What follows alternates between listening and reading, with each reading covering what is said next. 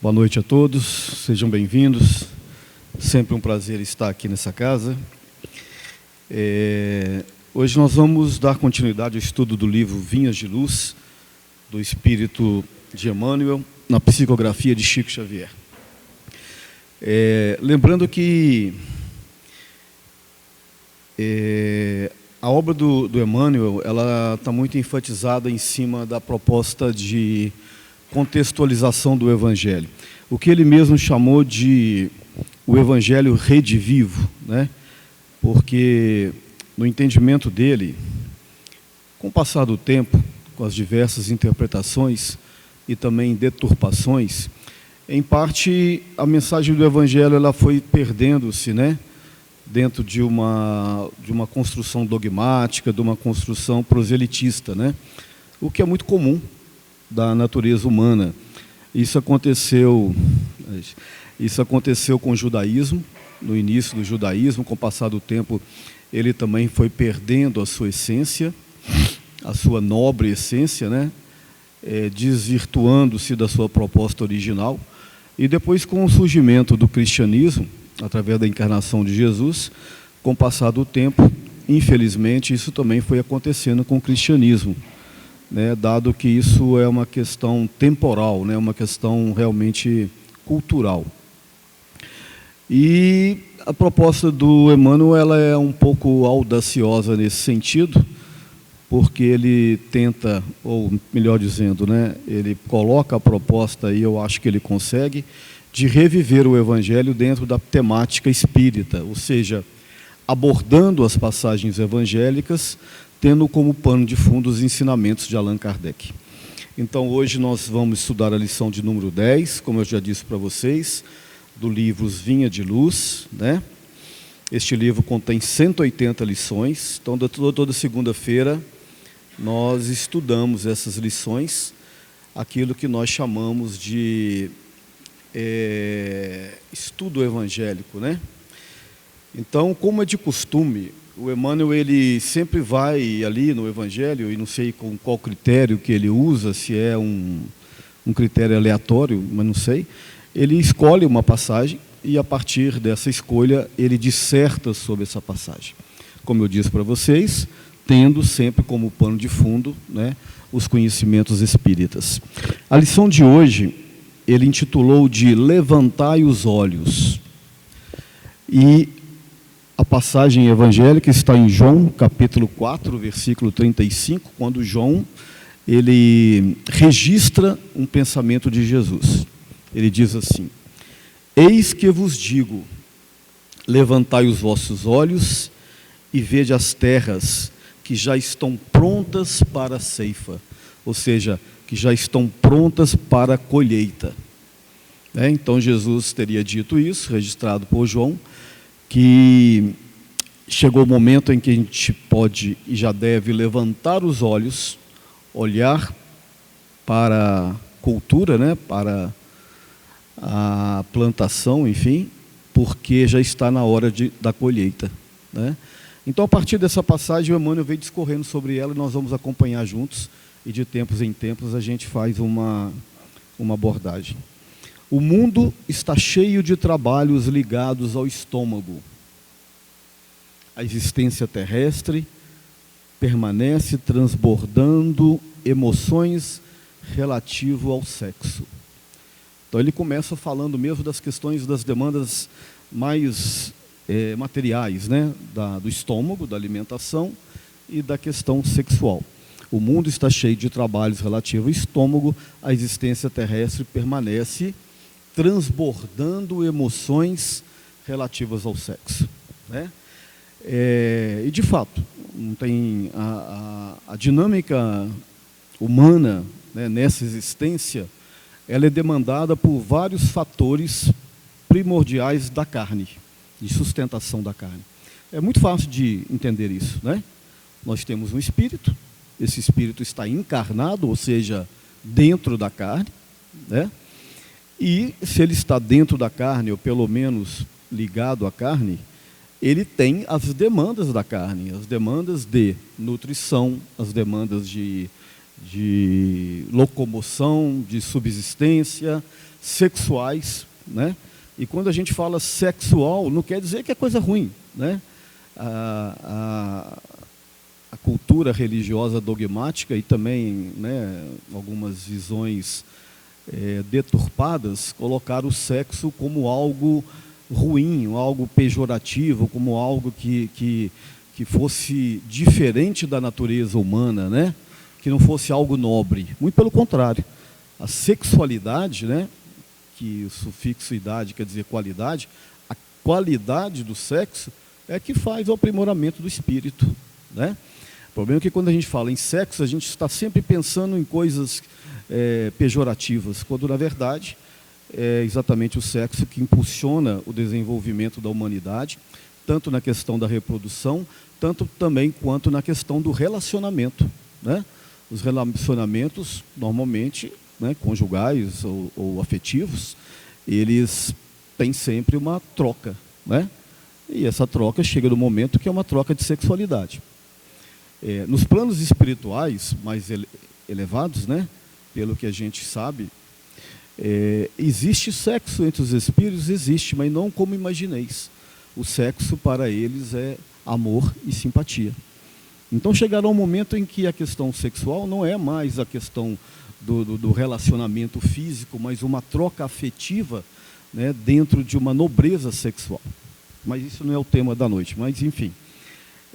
Então, nós temos um espírito acoplado a um corpo físico que tem demandas materiais, que precisa viver com essas demandas, né?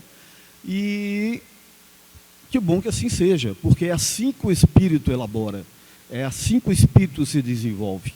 Dentro da engenharia divina, né, Deus colocou essa ideia, que eu acho que é maravilhosa, de que o espírito, no seu relacionamento com a carne, com a matéria, ele se elabora no relação com o outro, se elabora no domínio da sexualidade, no domínio dos seus instintos, né? Saber o que pode e o que não pode, o que eu posso, o que eu desejo, até onde eu posso ir, né? Paulo dizia que tudo nos é lícito, né? Mas nem tudo nos convém. Mas essa ideia, esse limite, é cada um de nós que vai conquistar esse entendimento, né? Tudo me é lícito, mas nem tudo me convém. O que me convém? Não sou eu que vou dizer para você, é você mesmo que vai dizer aonde é esse limite que você deve chegar e a gente deve transpor ou não. É lógico que os códigos morais da sociedade, muitas vezes, eles colocam nortes, colocam freios, colocam limitações.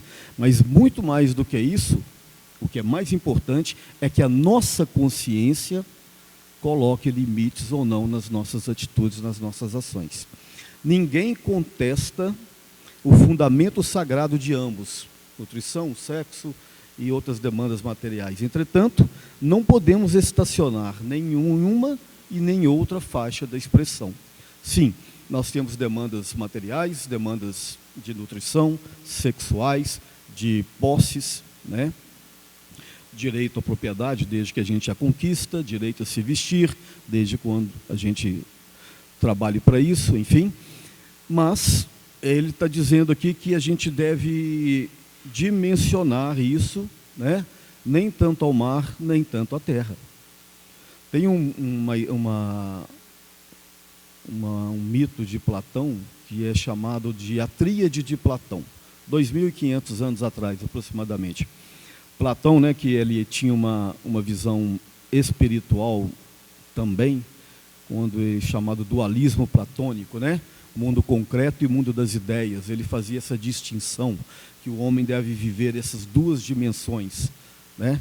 Aristóteles, né, que foi o discípulo de Platão, ele já era mais matéria, mais razão.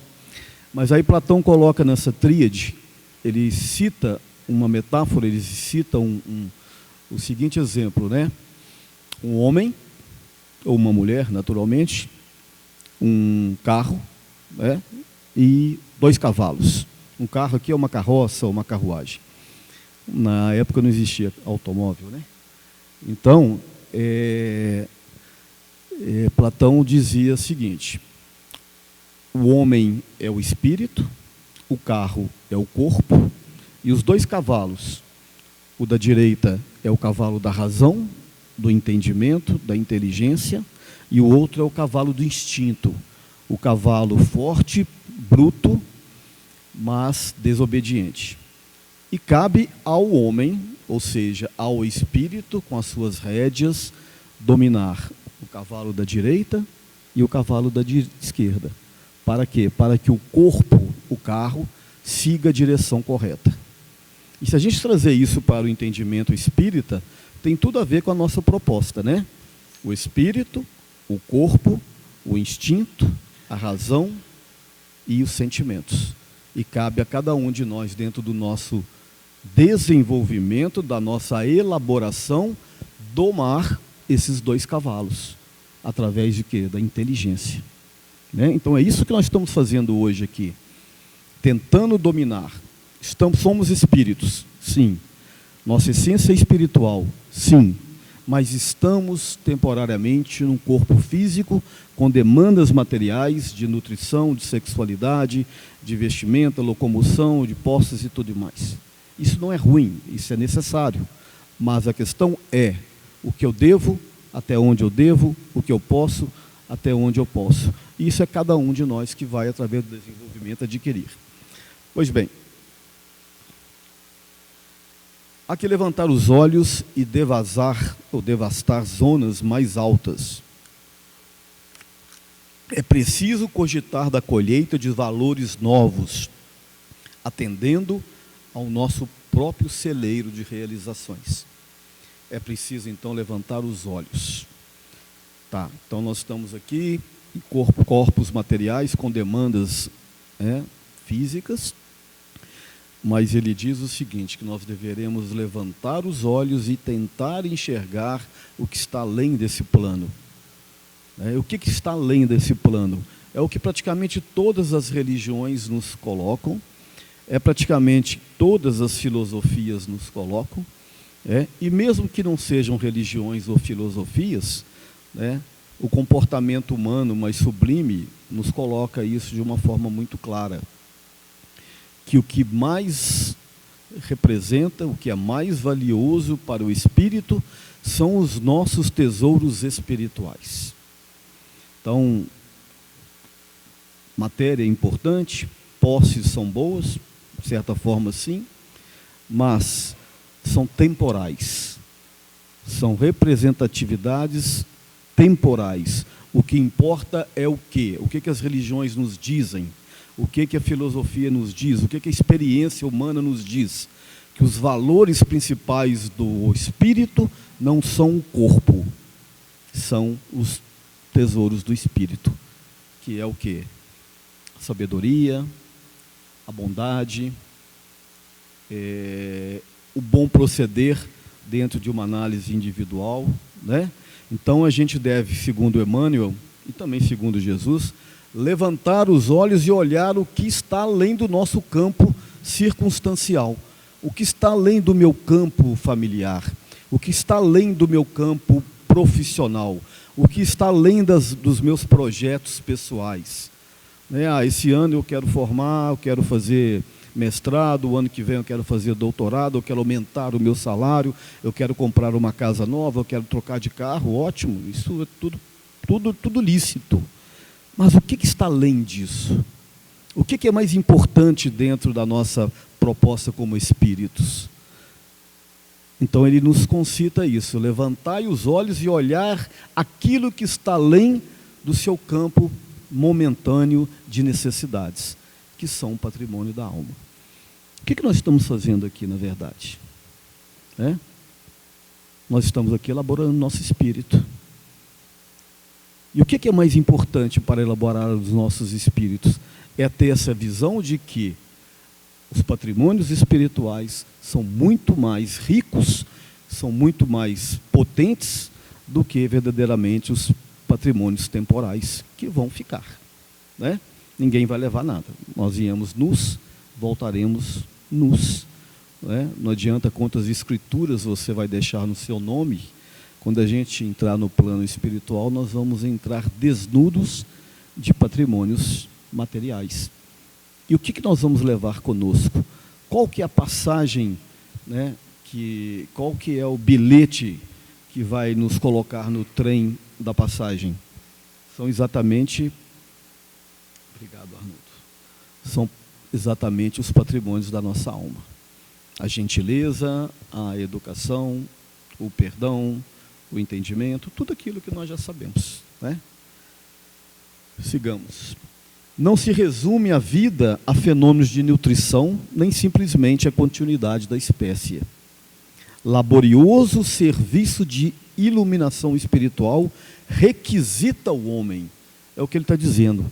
Laborioso serviço de iluminação espiritual requisita o homem. Então nós estamos sendo requisitados. Vocês não estão aqui à toa essa noite. Vocês não saíram de casa no inverno, numa segunda-feira, 19 horas, para vir aqui ao Centro Espírita.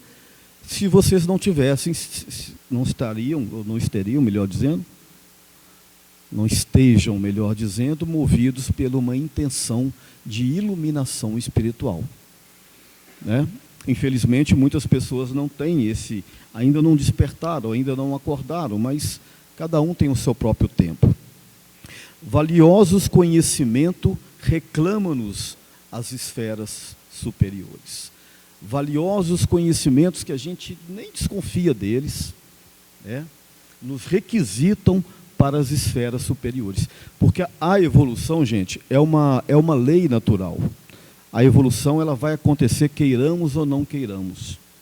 Mas como o homem tem um livre-arbítrio, uns demorarão mais do que os outros, né? Porque aqueles que tomarem dessa boa intenção, dessa resolução de se melhorar, naturalmente ele será cada vez mais iluminado pelas esferas superiores. A luz está aí para todo mundo, né?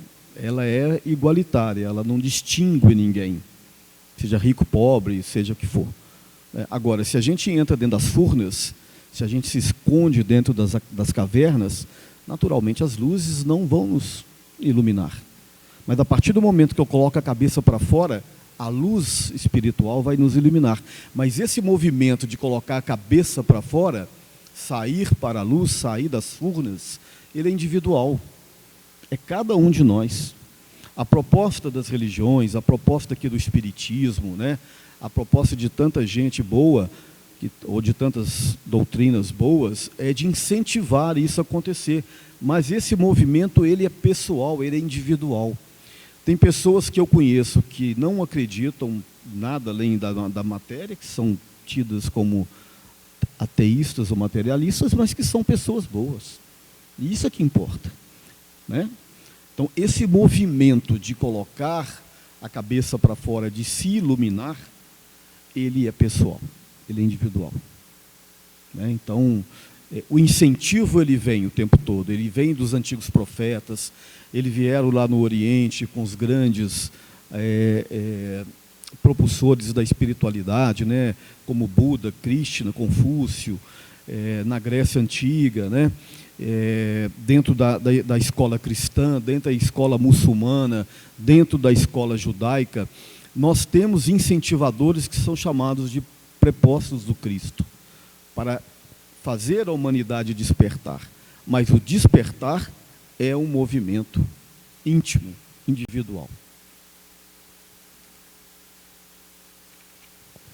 Verdades eternas proclamam que a felicidade não é um mito, que a vida não constitui apenas o curto período de manifestações carnais. Então, de fato, a felicidade não é um mito, a felicidade eterna, ela existe. Mas é claro que dentro de uma proposta temporal, carnal, a gente lidando, né, como eu já disse aqui, nosso espírito, né, sendo refém do nosso corpo momentaneamente, nós vamos ter dissabores nas relações, dissabores físicos, doenças, dores físicas e morais, decepções, uma série de coisas que todos nós aqui já passamos. Então, a felicidade desse mundo, por isso que Jesus disse, né, a felicidade não é desse mundo, mas ela começa nesse mundo.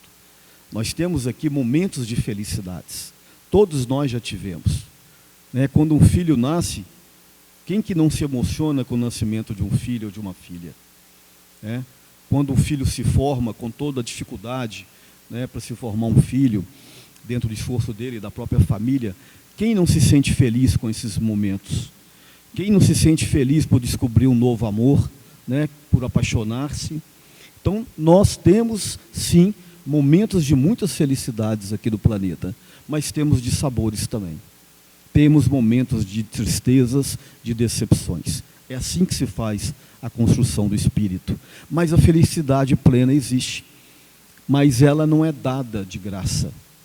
Ela é ofertada para que cada um de nós a conquiste. Né? Deus é um Pai generoso, mas é um Pai rigoroso.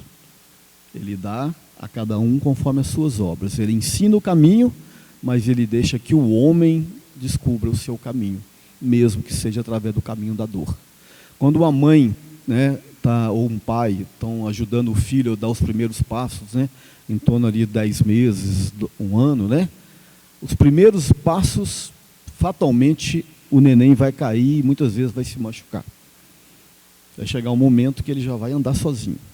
Quando ele chegar ali na adolescência, a mãe e o pai colocaram regras, limites, boa educação, mas ele vai começar a deixar o filho sair de casa sozinho, né? E vai chegar na fase adulta, ele vai caminhar sozinho. Assim também é Deus para conosco.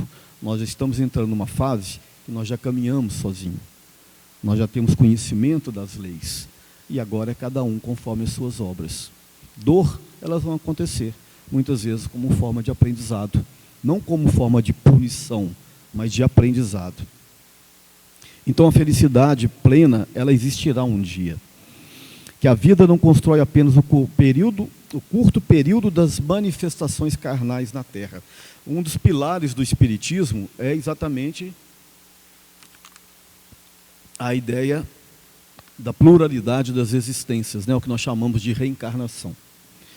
E não precisa de uma análise muito profunda para a gente entender como que isso é fácil de aceitar. Porque você imagina que se nós evoluíssemos e tivéssemos uma única oportunidade de experiência na carne, como propósito de evolução, todos nós seríamos reprovados, praticamente. Então nós sabemos, segundo a doutrina espírita e outras filosofias também, que nós vamos ter inúmeras oportunidades de aprendizado na carne, quantas forem necessárias. Agora, quantos teremos é cada um de nós que vai demandar esse tempo. Que a paz é tesouros dos filhos de Deus, que a grandeza divina é a maravilhosa destinação das criaturas. A grandeza divina é a maravilhosa destinação das criaturas. Nós não fomos criados para o sofrimento e para o mal. Nós somos criados para a felicidade eterna. Nós somos criados à semelhança de Deus. Semelhante não é ser exatamente igual, mas nós somos criados para o bem. A nossa essência é boa. Aí alguém pode perguntar, mas se a essência humana é boa, por que tanta maldade? A ignorância. Porque quando nós não bebemos da água do conhecimento, continuaremos repetindo os erros. E quanto mais ignorante o homem, mais primitivo nas suas atitudes, mais distante da espiritualidade e mais crimes ele vai cometer. Então o mal, ele é na verdade a falta do conhecimento. À medida que o espírito evolui, ele naturalmente deixa de fazer o mal. Nós estamos naquele estágio, né? Ora fazemos o bem, ora fazemos o mal. Não fazemos mais aquele mal perverso que muitos fazem, mas ainda fazemos alguns, né? Uma fofoca aqui, uma inveja ali, passa a perna num aqui, no outro ali. Então a gente tem ainda, infelizmente, esses momentos. Mas à medida que vamos caminhando, a gente começa a ter vergonha de praticar o mal. Por quê? Porque nós somos beneficiados pelo conhecimento, né? No entanto, para receber os altos dons, é indispensável erguer os olhos, elevar o entendimento e santificar os raciocínios.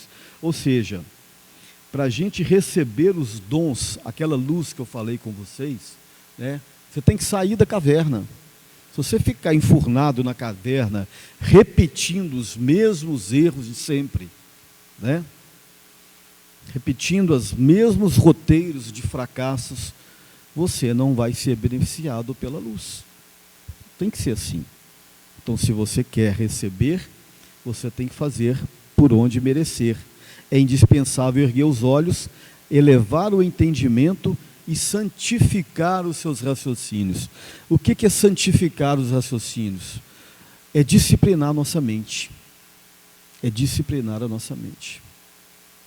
Como que é isso? Dá um exemplo, muito fácil, né? Todo mundo aí tem um celular. Todo mundo aí tem uma rede social, né? Todo mundo tem um WhatsApp. Hoje é fundamental para a gente se comunicar, até mesmo para a gente trabalhar. Ali você recebe de tudo. Você recebe mensagens de motivação, você recebe mensagens de espiritualidade e você recebe, às vezes, mensagens de cunho inferior, né? Inclusive na questão da sexualidade. Cada um acessa aquilo que se compraz. E quanto mais a gente acessar as coisas inferiores, mais eu estou alimentando o quê? Meu instinto.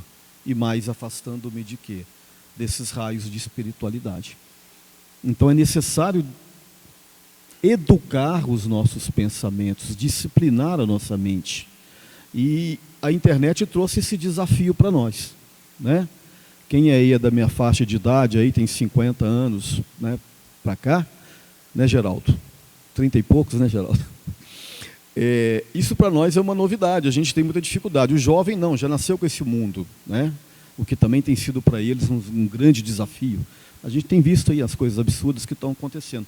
Porque a tecnologia chegou para a evolução, só que num primeiro momento ela causa todo um desconforto, todo um desajuste. Então a questão do equilíbrio mental é exatamente o que eu estou me alimentando. Aquela história, né? Eu tenho dois ursos se degladiando dentro de mim, um muito bom e um muito mau. Qual que vai vencer a batalha? Aquele que eu alimento mais. O que é que eu estou alimentando o meu espírito? Se eu estou alimentando o meu espírito com coisas inferiores, de questões seja de sexo, seja político, seja de futebol, sei lá de quê, não que isso seja errado, gente, né? Mas a questão é os limites. Se eu estou alimentando o meu espírito para isso, naturalmente eu estou trazendo prejuízos para o meu espírito e para a minha mente. Então, disciplinar a mente é o que ele está dizendo aqui, ó. É santificar os seus pensamentos e seus raciocínios. É imprescindível alçar a lâmpada sublime da fé. É imprescindível alçar a lâmpada sublime da fé, acima do mundo das sombras. Então isso é imprescindível. Se isso não acontecer, nós não vamos atingir os nossos objetivos, que é de encontrar a nossa paz espiritual. Isso é fundamental, né? E a fé aqui eu sempre gosto de falar, quando se fala fé, né, que vem do latim fidelis, que quer dizer crer, acreditar, né? O Allan Kardec sempre disse, né, que para crer não basta ver, é preciso sobretudo entender e compreender. Então uma das propostas do Espiritismo é essa, é entender esse movimento de espiritualidade dentro de uma linha racional, né? Existe uma outra dimensão? Existe. Meu espírito é adimensional, atemporal? É. Para onde eu vou depois da morte? Para um outro lugar. Sim, mas que lugar é esse? Um lugar compatível com a minha natureza e a minha essência espiritual. Se a minha natureza e a minha essência espiritual hoje está boa, naturalmente eu estarei no lugar melhor. Se minha essência estiver ruim, eu estarei em um lugar compatível com ela, ruim. E quando eu voltar aqui à carne para completar o meu ciclo de evolução, eu vou trazer também todas as heranças deste conhecimento, dessas experiências. Muitos de nós que trazemos muitas dívidas kármicas pesadas, são heranças que nós mesmos construímos, né?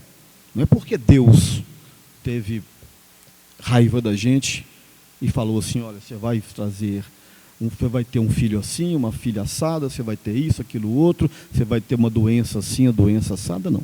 É a cada um conforme as tuas obras. Então, esse entendimento, né, romper essa bolha de entendimento para ver o mundo dentro de uma perspectiva racional, dentro de uma fé raciocinada, para a gente encontrar forças nesse nosso caminhar. E para encerrar, o estudo hoje é mais breve, ele diz assim: irmãos amigos, que te conservas sob a divina árvore da vida, não te fixe tão somente nos frutos da oportunidade perdida que deixastes apodrecer no abandono do passado. Ou seja, quem não pecou, que atire a primeira pedra. Todos que estão aqui já cometeram erros, né? Uns mais graves, uns menos graves. Eu já os cometi aos montes, né? Então, o que ele está dizendo é o seguinte: as oportunidades que passaram, que você desperdiçou, já passaram. Aquela história que o cavalo não passa riado mais de uma vez, é mentira. Ele passa um monte de vezes. O que passou, passou. Quem tomar do arado, não devereis olhar para trás. O que errou está lá atrás. Vira essa página e segue o seu caminho. Não adianta ficar se lamuriando das oportunidades perdidas, porque boas outras oportunidades nós teremos, né? Não te encarceres no campo inferior, já falei para vocês, contemplando tristezas, fracassos e desenganos. Ah, eu sou uma pessoa muito ruim. Ah, eu fiz isso. Ah, não sei o quê. Eu sou uma pessoa que nada para mim dá certo. Tudo na minha vida é difícil.